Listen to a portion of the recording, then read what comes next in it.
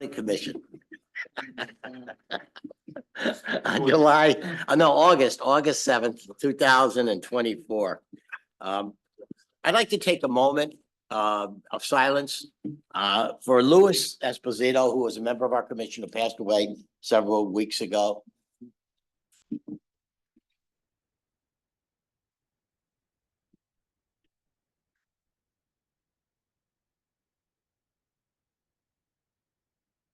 Okay, thank you. Pledge of allegiance. Pledge allegiance to the flag of the United States of America. To the republic for which it stands, one nation, under God, indivisible, with liberty, justice for all. Thank you. Roll call, Carol, please. Here. Here. Here. Here. Here. Here. Here. Here. I'd like to place Bob Marinello in seating for Ken Demers, who's absent tonight. All right. Public participation is the next item on the agenda. Does anybody have anything to say from the public? Please limit your comments to things that are not on the agenda tonight.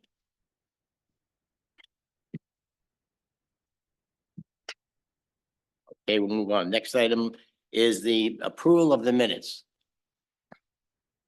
Do I have a motion to approve the minutes?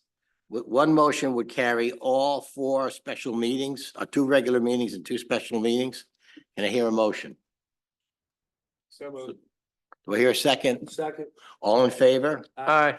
Okay, all the minutes are approved, Carol. Mr. Chairman, I'd like to abstain from being present at the two special meetings. Okay, So noted. okay, so noted. Thank you. Staff report, Mark? Good evening, Commission, Mr. Chair.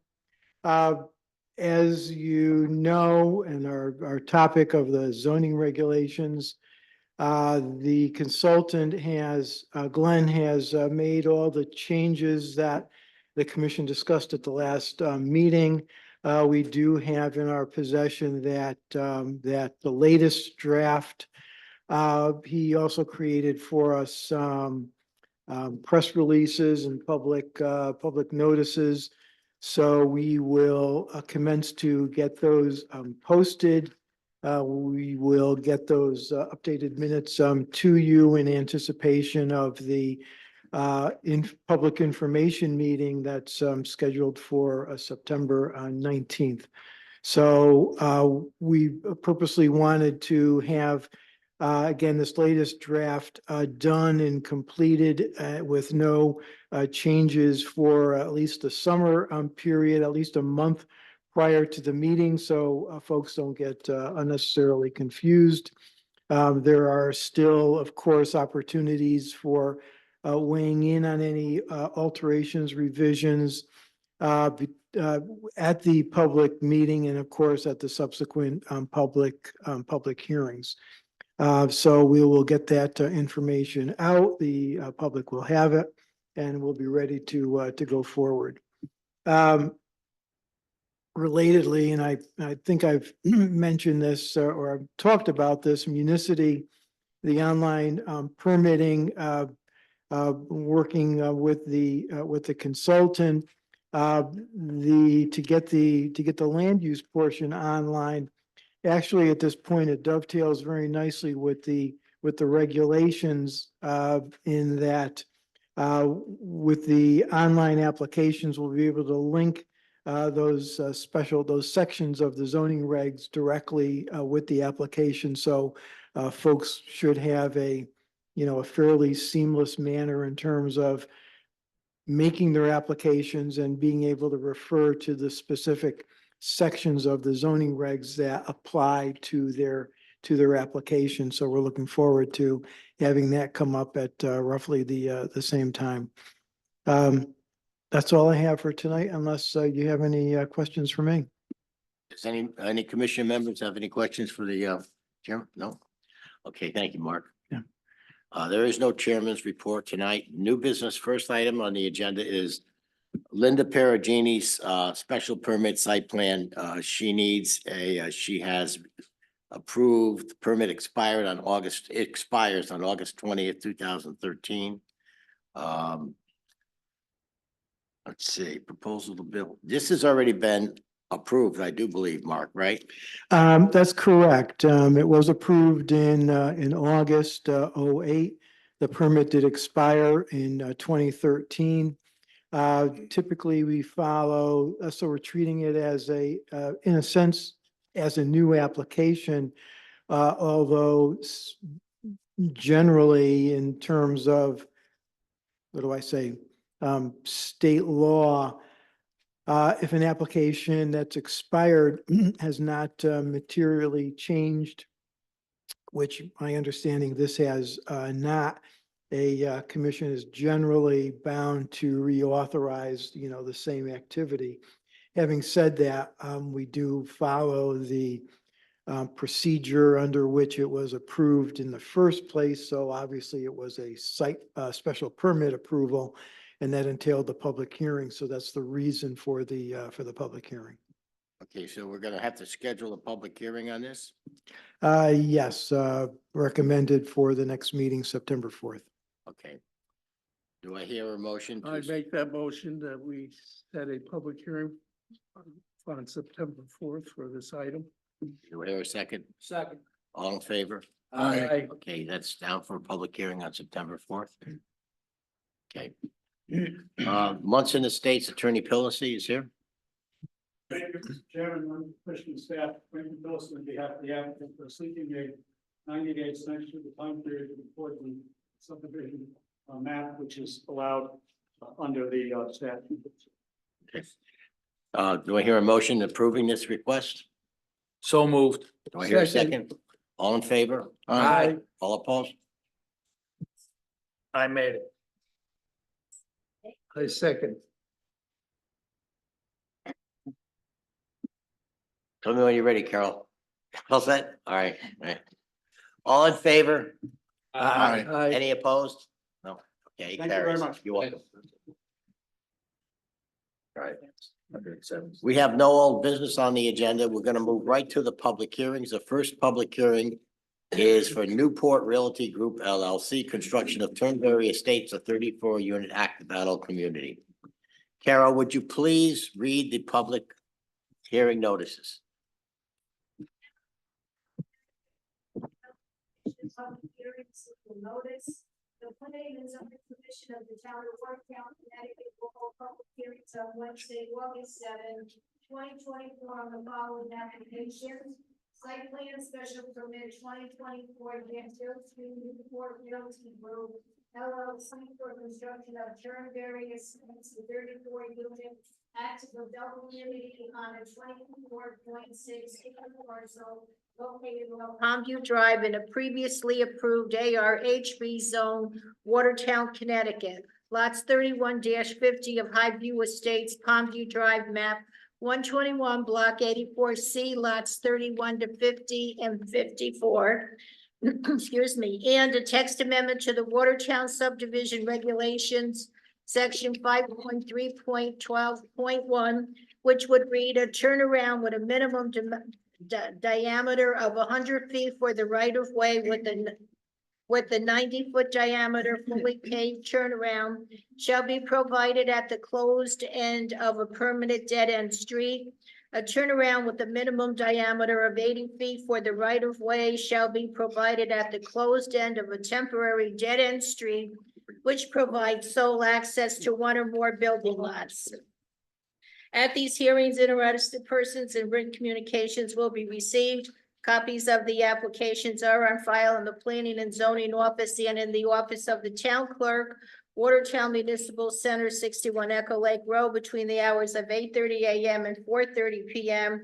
Dated at Watertown, Connecticut, this 25th day of July, 2024, and first day of August, 2024. Ken Demir, Secretary, Planning and Zoning Commission. Thank you, Carol. Thank you. Again, Mr. Chairman and members of the commission and staff, Franklin Pillacy on behalf of the applicant. First of all, I'd like to thank staff who have been very, very helpful and cooperative with the applicant and making sure that all of the requirements have been satisfied. But having said that, I believe all the plans that meet your regulations have been filed and reviewed. We just, for the record, Tony provided proof of mailings, which we have submitted for the record. And Andy, Tony, Mark, and also they're present, but also a traffic report was provided by Scott Hesketh, a professional traffic engineer. And he is also here tonight in the event that there are any questions, but the report kind of speaks for itself and tells us that the traffic counts are nearly identical to the prior approved subdivision on this site.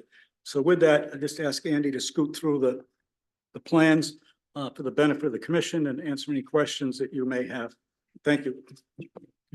Good evening, Chair, Commission members. My name is Andrew Quirk, professional engineer and principal with Kratzer Jones and Associates. You may recall that back in the fall, we met with you for a zoning text amendment for this overlay zone and regulation to allow age-restricted housing in this size property that was approved back in the fall. We've since received approval from the Wetland Commission for the activities associated with stormwater and adjacent to the wetland system. And now we're here before you for the special permit and site plan approval of the same development. We could on the screen, yes, the development you have before you, Turnberry Estates is an ARHB, age restricted housing development, complying with section 55A with 34, in this case, single family detached homes, all separate single family detached homes. All the roadways will be private roads of 24 feet wide and have been designed to meet the larger fire truck turning movements throughout the site. The property is served by public sanitary sewer and water. The parcel is the previous lots 31 through 50 of Highview Estates, phase 3, totaling 24.6 acres. Of that, approximately 15 acres will remain open space, primarily around the wetland areas, but the darker green areas that are shown throughout the property as well, that'll be preserved as part of the documents for the homeowners association to protect those areas. Also, there's property is surrounded on 3 sides to the north and to the west by town-owned open space, so is significantly buffered. In accordance with your regulations, we also have a 50-foot buffer on the easterly portion up against residential properties. That was part of the zone text amendment, that at least 50 feet be provided there. A system entering from Pondview Drive, which is just on the east or the far right of the screen. There was a stub area that was left for the phase 3 of Highview Estates, and that'll be utilized for the private road access to the development. Upon entering on the left, there'll be a space for visitors parking and the common mailbox center area.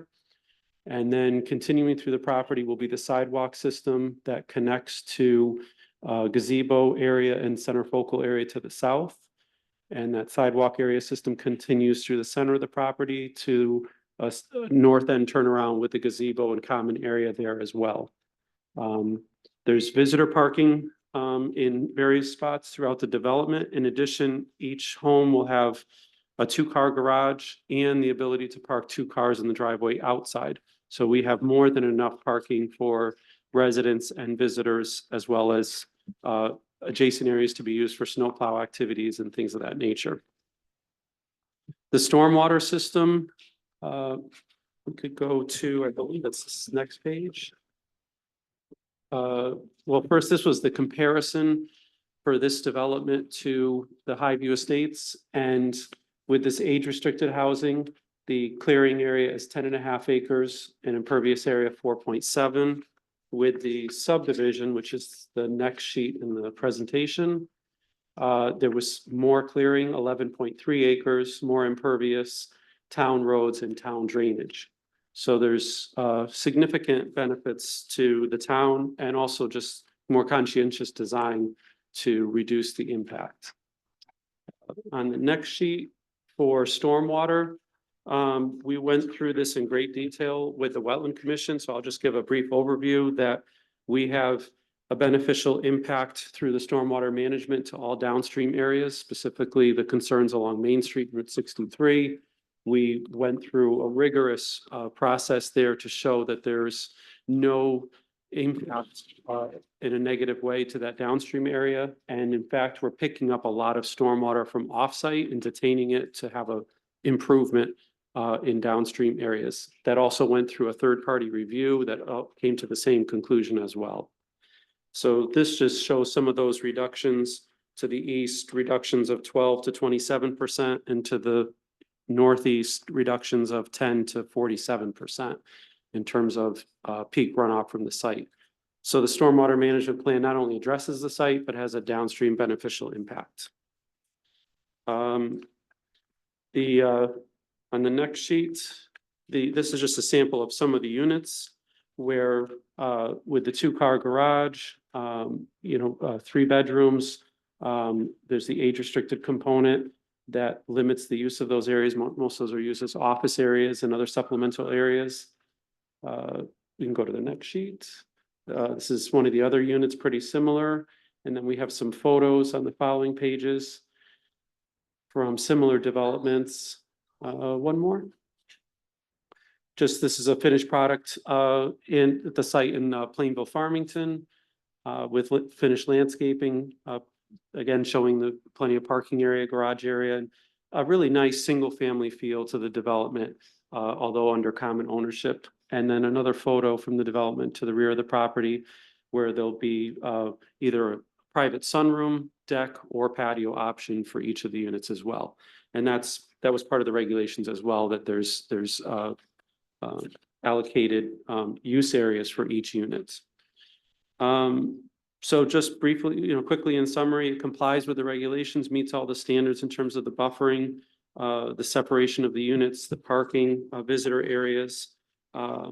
We did supply in detail an environmental impact statement that addresses any potential concerns of this development, both in terms of the environment and also compared to the subdivision development.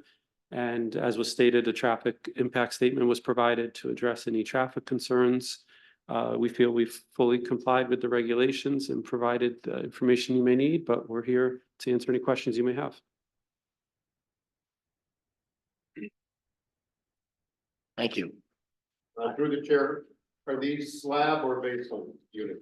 They all have basements with approximately about 1/2 to 2/3 will be walkout units with a full walkout basement. Andrew, did you say they have 2-car garages? Yes. Okay, Mr. Chairman, yes. Yes, Richard. in the diagram, you have a cul-de-sac. I'm sure you've checked with the fire department. Is there enough radius there to turn the large engine? Yes, we use the ladder truck as a design, which is above and beyond what's needed for these, 1-story buildings, but we use the ladder design as the design vehicle, and it's sufficient for the fire truck ladder design to turn around. And that's going through the fire department, no Yes. problem. Correct. Thank you. I have a question to the chair as Yeah. well.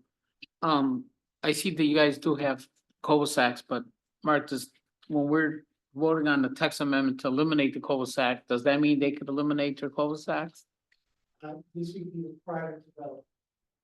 Okay, The roadway. The roadway system will be, is proposed to be private.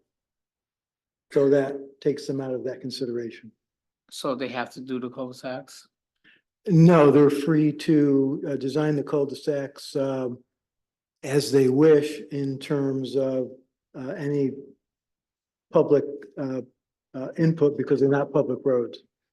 And additionally, I believe that they may use the cul-de-sacs as a stormwater management feature. I think they might direct some of the stormwater into rain gardens within those cul-de-sacs. So it Okay. serves a beneficial purpose in that manner. All right, and then, to the 1 or 2 car garages, it looked like some of the pictures, they look like a 1 car garage. Was that just an example, or are they all 2 car garages with 1 door? They're all 2 car garages. And but- did you but say one that door. you'll have enough off-street parking for 2 more additional cars? Would that be in front of the garages, or is there like a little cutout on the side of the Sure, driveway? yeah, great question. So it'll be 2 cars inside the garage, and then there's sufficient room for 2 cars for visitors right outside the garage. And then in addition to that, we have, I believe it's a total of 10 visitor parking spaces in various locations throughout the site. Thank you. You're welcome. Through the chair. Yes. From what I read here and what I heard from wetlands. You're going above and beyond what we're even asking as far as water retention and some of the other issues in that area, and again, just clarifying that. Yes, absolutely. Above and beyond. I'll give you a couple examples. The 2024 Water Quality Manual just came out, and this year, we meet the 2024 standard in terms of water quality and retention volumes on site. We went out, we did additional soil testing throughout the site. That was part of the third-party review to demonstrate that these features will drain between storm events and properly manage the stormwater quality. And also there was a review for not just addressing the stormwater on our site, but looking at these off-site areas that presently have issues and demonstrating that this will be an improvement to those areas. So grass and trees should grow well. Yes, yes. Through the chair, I have a couple questions. Do you have any pictures of what they look like inside? I didn't bring them for these. We do have the floor plans. I think that was the last few sheets. Are they all 3-bedroom? They're all, Mark Lovely, principal with Newport Realty. They are all 3 bedrooms, but I would say probably about 75 to 80% of the people end up opening up the one room off the foyer and making that a den off the foyer for another area of watching TV or a home office or something like that. So we've seen, I've built about 94 of these in the last 3 years. And either there's no one under 18 years old allowed in these units. Usually it's a couple or sometimes a single homeowner that's moving into these that are downsizing. So Right. most of them don't need the 3 bedrooms, so they end up making it a den. Okay. Yep. Do you know what the price point will be? They're gonna be in the probably in low fours. That's what we're thinking right now, probably in the low 400,000 to start for we have 3 units. We have models. We have a 1444, 1537 and a 1610. And one of the differences, one's backed out just a little bit on the back and one's a little bit bump out on the side. Nice thing about these is we have a lot of people that come in and say, how am I getting these bigger rooms with these smaller houses? There's 32 square feet of hallway. The whole kitchen, living room, dining room is all open cathedral with a Right. fireplace. So people love these units. It's Yep. just easy for them to get around as they age in place. Yep, excellent. One of my concerns is the cut and fill of the site in Mhm. general, because you're gonna have to go down through the existing development. What does that look like? Basically, what we're doing is we're actually gonna open up phase 1 to start and not go into phase 2. And and Andy's done a great job in pretty much balancing the site so that we can use the fill on the higher side, use it on the lower side. We did do a lot of under drainage along the toe of the slopes that tied into the drainage as well Mhm. to get that surface water so it doesn't come towards the units and it stays in pipes underground into the drainage system. Excellent. So it'll be more moving material around on site than moving it off of. 100% correct. Okay, that's excellent. Yep. I did have another question, but I forget. No problem. All right. We're here. Thank you. Commission members, any more questions? I do have a statement through the chair. I just want to say, I don't think I've ever seen a bad development that Mark Lovely has done, so I would welcome to Watertown. Thank you. I appreciate that. Mr. Chairman, Yes, go ahead. I have a question as far as the interior, as far as bathroom fixtures and things, high toilets, I would assume, and walk-in showers. Yes, we're doing all walk-in showers with low sills in the master bathrooms, and we're actually doing higher elongated toilets are standard in these. Thank you. Any members have any further questions? Okay, Members of the public, are there any questions from anybody here as members of the public at this public hearing? Anybody want to say anything about this development? Anybody have any thoughts?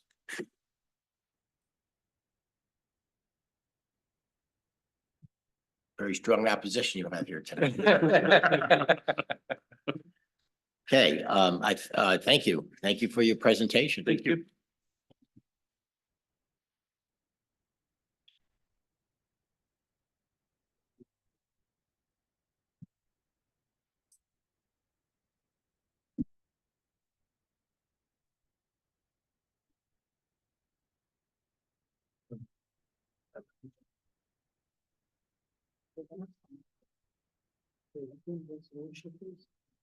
We have a resolution. Yep.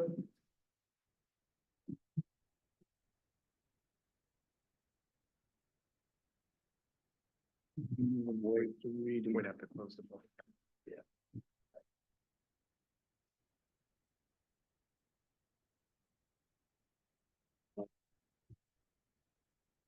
Do I have a motion to close the public hearing on this application by Newport Realty Group?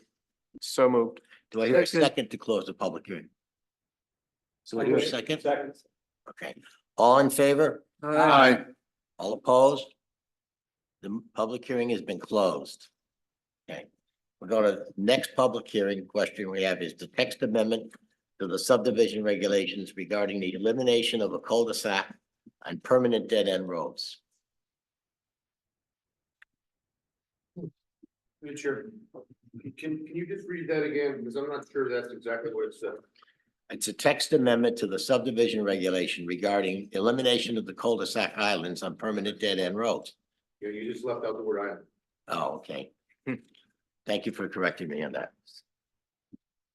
Hey, good evening, Mr. Chairman. For the record, Paul Benevich, Watertown Town Engineer, and Mr. Jerry Lukowski, Public Works Director, for requesting an amendment to section 5.3.12.1 of the Watertown subdivision regulations, which reads that while permanent cul-de-sacs have to have a grassed island in the center, we're not changing the dimensions of the right-of-way or the pavement. There's still be 100-foot right-of-way and with a 90-foot diameter, 45-foot radius pavement inside. We just want to eliminate the islands, which are a headache for our highway department and present other issues with Bob Grandpriest here from Highway can tell you about some of those.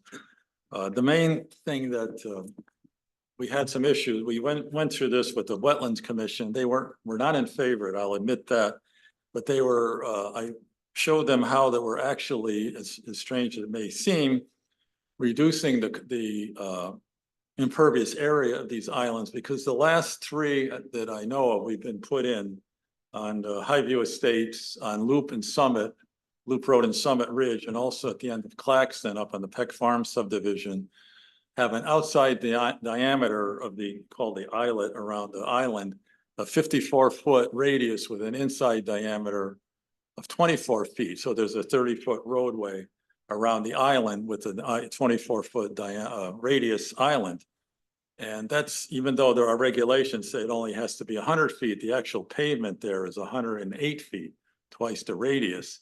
So we're getting a bigger cul-de-sac that we want to shrink down to the existing regulations. That requirement was put in by Larry Black, the previous fire marshal, about 10, 15 years ago. He was worried about turning the ladder truck around.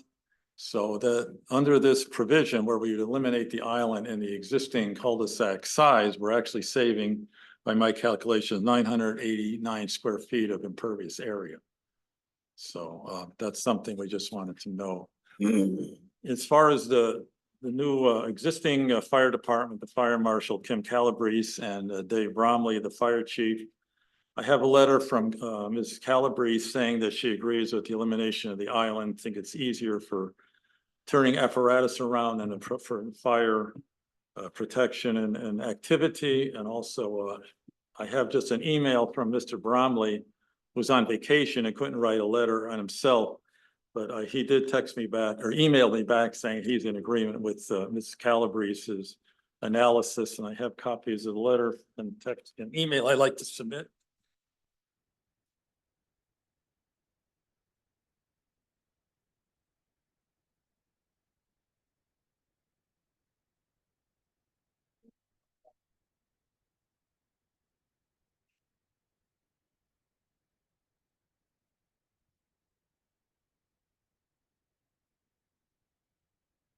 At this point, I'd like to ask Mr. Lukowski and Mr. Grand Prix to comment as they will vote on this matter.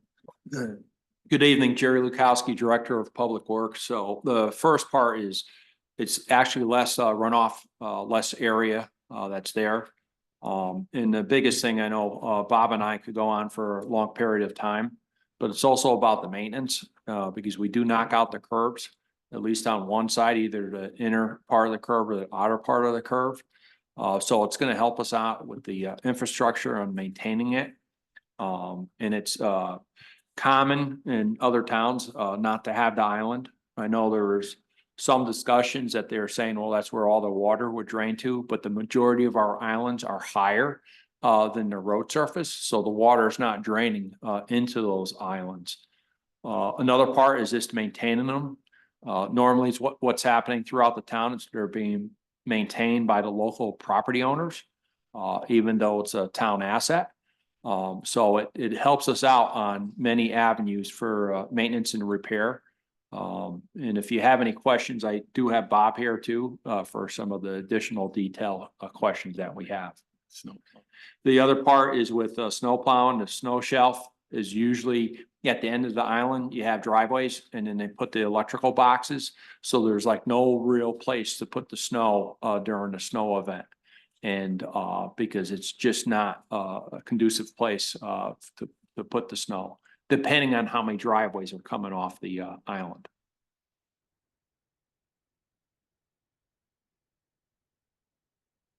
Are there any other,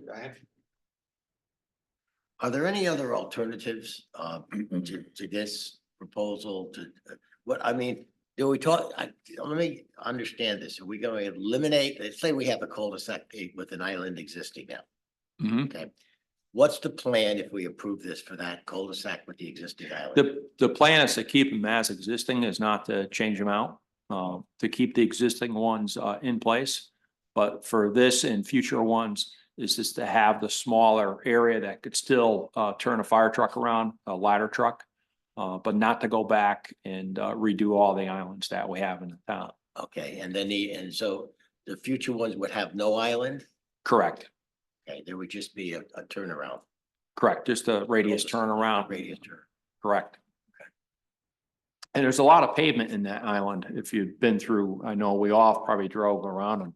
It's a pretty large radius that you're coming around through that property. Commission And members? Bob, do you have any comments that you want to come up and add to it? You want me to speak right in my chair? This is, you have to come to it, in order to be heard, you have to record this. Nope. We got it covered.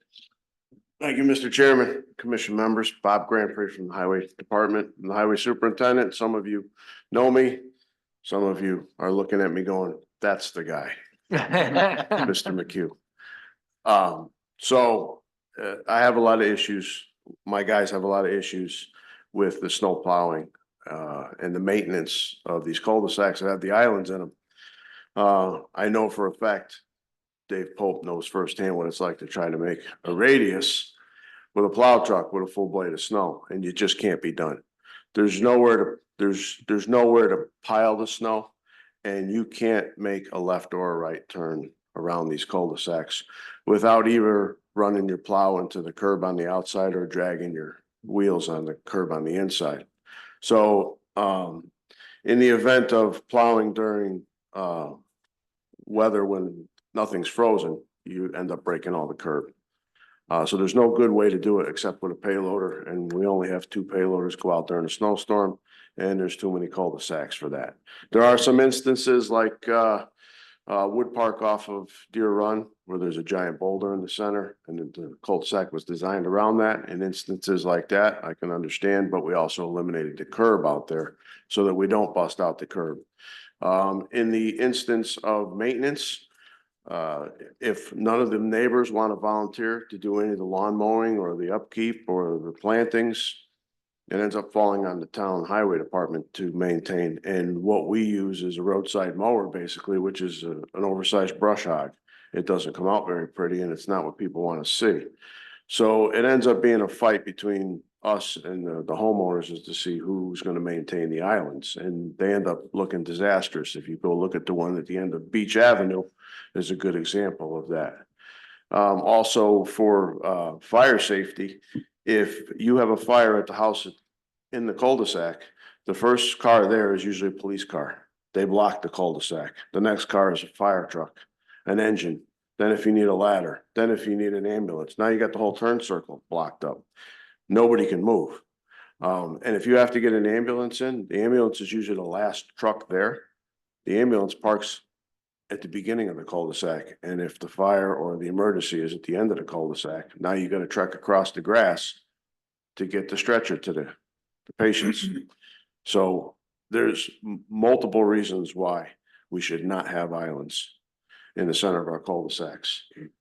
I could probably think of more, but to me, those are the three main issues. And if we go without the island in the center of the cul-de-sac, it's a lot easier for a half a dozen straight blade passes made to clean up the cul-de-sac instead of trying to get around one lane of asphalt around an island in the center without causing any damage or without doing a horrible job of plowing. Because you can't turn the plow to the left and put all the snow in the island like all the residents would like, because you can't turn your plow to the left and turn the truck to the left with a full blade of snow. It's not gonna work. So the snow ends up on the outside of the circle and up against everybody's mailboxes and driveway aprons.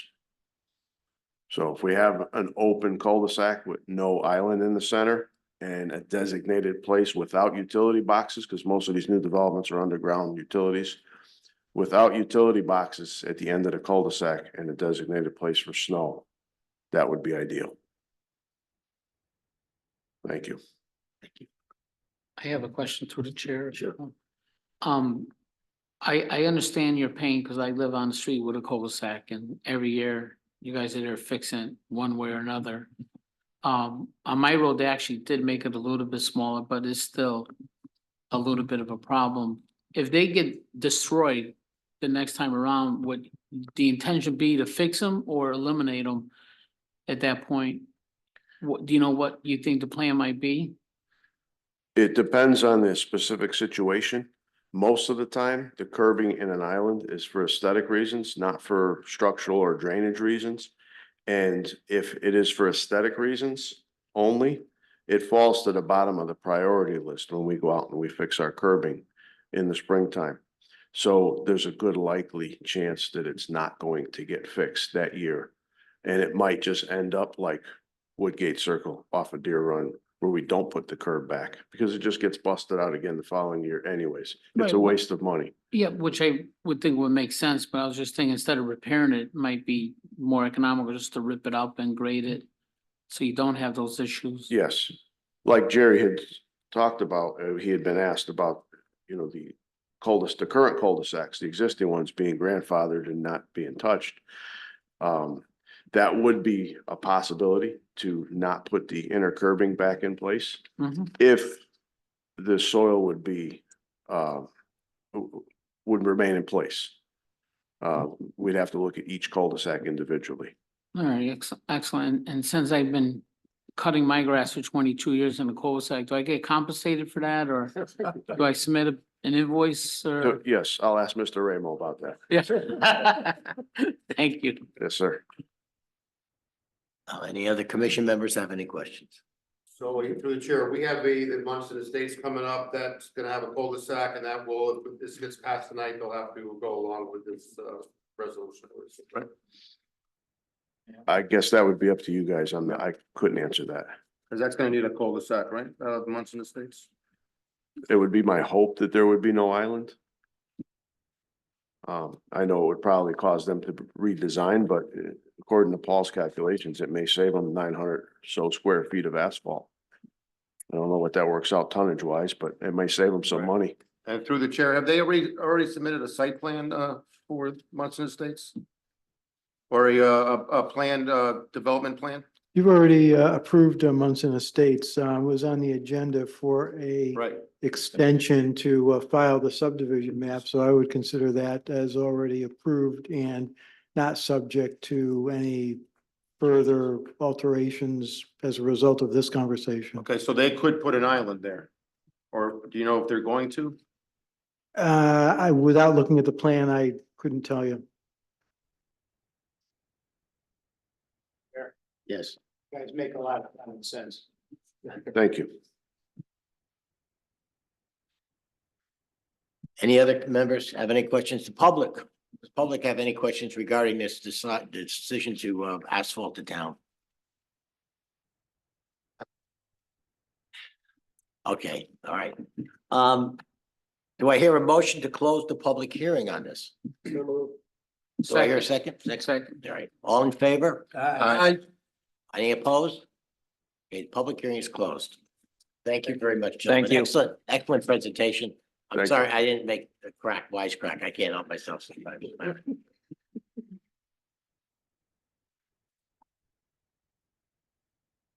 Okay, well, we're done with the two public hearings. I'd like to now hear a motion. We have, Marcus presented me with going back to 10A on the agenda. The Newport Realty Group. Staff has prepared a resolution for the Newport Realty Group. Does everybody have a copy of it? Yes. Okay, all right. Do we have any discussion on this prior to asking for a vote? Does anybody have any questions? Commission members?